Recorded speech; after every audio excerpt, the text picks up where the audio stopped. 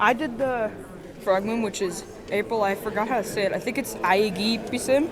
Yeah, that's it. And for Indigenous people, every month is its own moon. For frog moon, it is the whole reason it's called frog moon is because in April, when it starts, you could hear the frogs creaking in the background, and that's the same with all the other moons. Like when it's goose moon, you can see the geese flying, and with molting moon, you can see the feathers coming off of the birds. And I did the beading part like on the frog because that's the main part of the month. On the painting, we tried to make the beading to make it like the moonlight shine off of the beads. That was the toughest part of it, probably. I created a âhkosiwin, which is frost exploding moon, and it basically means that it is so cold that the trees start to crack and explode. The painting originally, the idea behind it was actually from a Cree storybook that I have read in my teachings of Cree.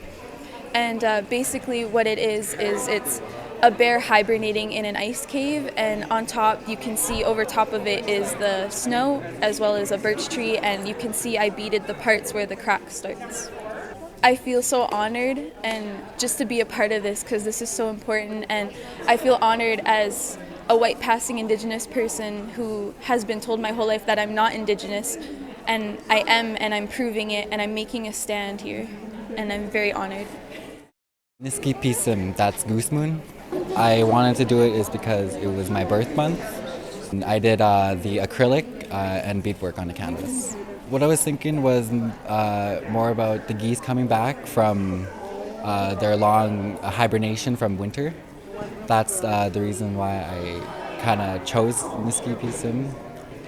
It feels amazing to have like my own art in a museum that I would never think in a million years I would have my art in a museum.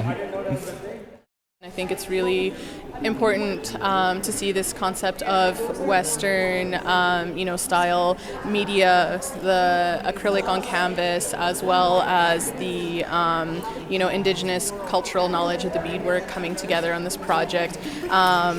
Even just the concept of, a very kind of Western stylized look to the paintings, and then the Indigenous meaning and symbolism coming through.